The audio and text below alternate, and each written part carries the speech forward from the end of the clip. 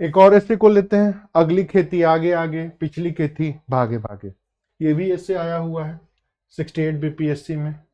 थोड़ा सा इनके बारे में भी हम लोग जाने कि सबसे पहले स्टेटमेंट का अर्थ क्या होता है। स्टेटमेंट का अर्थ होता है कि आप समय से काम करें, समय बीत जाने पर किया गया काम हमें फल नहीं देता है। दूसरे शब्दों में कहें तो यह ऐसे कहता है, क्या कहता है कि समय पर की गई खेती ही हमेशा बेनिफिट देती है। समय निकल जाने पर जो बीज बोया जाता है वो भाग्य पर निर्भर रहता है, भाग्य भाग्य से। कहने का मतलब है यह ऐसे यही बताता है कि समय पर काम करना चाहिए। इट मीन्स दिस ऐसे identified the importance of time in our life. अब इसी चीज को हमें एक्सप्लेन करना है।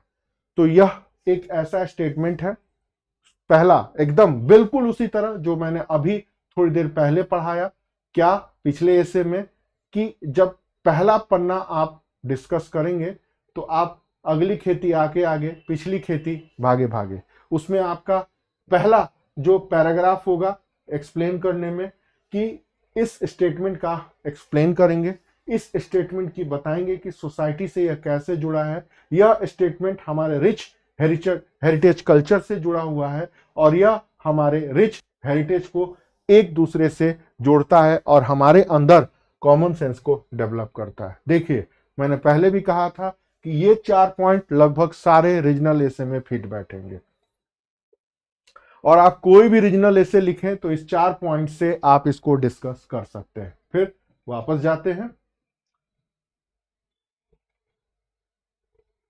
सॉरी, वापस जाते हैं। फिर इसके बाद दूसरे पैरा पर आएंगे। यह स्टेटमेंट क्या बताता है? टाइम के इंपॉर्टेंस को बताता है। दूसरा, यह स्टेटमेंट्स टाइम के इंपॉर्टेंस को आइडेंटिफाई करने को सिखाता है।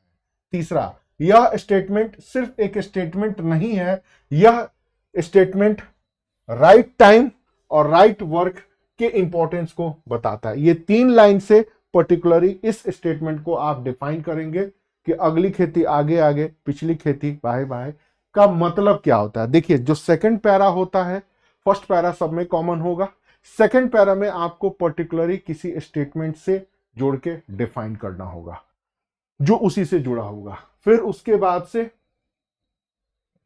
थर्ड पैरा में आएंगे एनालिसिस में, फिर आप बताएंगे कि इससे क्या होता है। तो फिर यह यहां भी थर्ड पैरा में, और आप अपनी सुविधा के अनुसार वर्ड लिमिट को जोड़ सकते हैं, घटा सकते हैं। 200 से 300 शब्द में हर पैरा रहेगा। तो कहीं में 250 होता है, कहीं 300 होता है, वो आपके ऊपर है। इसी में आप बताएंगे कि यह एथिकल वैल्यूज हमें सिखाता है, यह कॉमन सेंस के डेवलपमेंट में हेल्पफुल है, यह पर्सनैलिटी डेवलपमेंट में हेल्पफुल है, यह एक एडमिनिस्ट्रेटिव पर्सन को एक टाइम के इंपॉर्टेंस को दिखाता है, यह हमारे जो रिच हेरिटेज है, पूर्वजों की विरासत है, एक शब्द है ज्ञान परंपरा, उसका पालन बताता है, वगैरह वगैरह। ध्यान रखिएगा ये लाइन भी कॉमन है।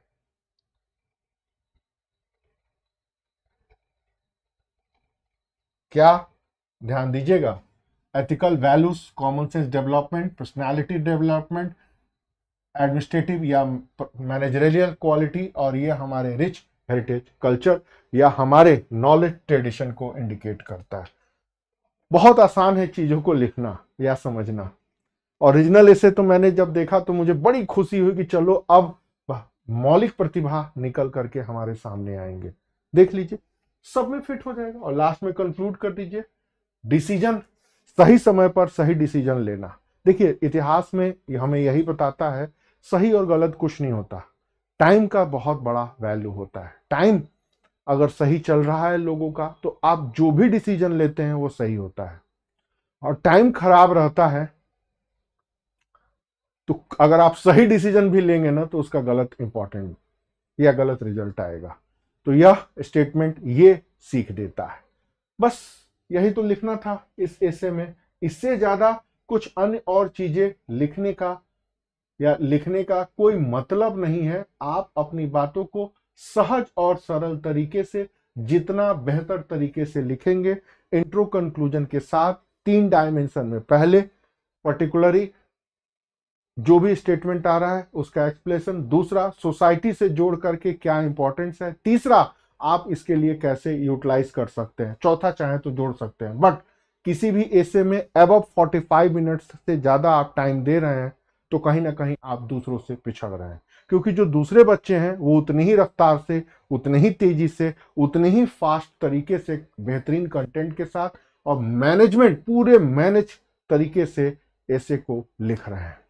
मेरे कई सारे हैंड ऐसे रिटन ऐसे भी है, मैं आपको हैंड रिटन ऐसे आपके सामने लेकर के आऊंगा और बताऊंगा कि दिखाऊंगा कि चीजों को कैसे लिखते हैं या चीजों को कैसे लिख रहे हैं। जैसे अभी मैं पढ़ा रहा था यूपी वाले बच्चों को, आईएएस वाले बच्चों को, तो एक ऐसे आया था राहुल गांधी वाला स्टेटमेंट कि यह देश मनुस्मृति से चलेगा या संविधान से चलेगा, इस तरह की कुछ बातें थी। तो सबसे पहले मैंने यहां पर उनको दिखाना शुरू किया कि ये न्यूज अगर आई है तो कैसे आई है, ये एक अलग वीडियो में हम आपको बताएंगे भी। यही न्यूज थी और इसी को मैं एक्सप्लेन कर रहा था कि ये टॉपिक अगर आ जाता है तो पॉलिटी में ऐसे आएगा और ऐसे में ऐसे आएगा, यही बताना था। इसी चीज में हमने यहाँ पर पूरा वो चीज मैं खुद हैंड रिटन कर करके लेके गया, पहले फॉर्मेट बनाया और एकदम यहाँ पर बताया कि देखिए कैसे चीजों को लिखना होता है। पहले इतने में इंट्रो रहेगा, फिर ये आपका पहला पैरा, फिर आपका दूसरा पैरा, फिर आपका यह तीसरा पैरा जाएगा, ऐसे करके आपका कंक्लूजन लिखना होगा।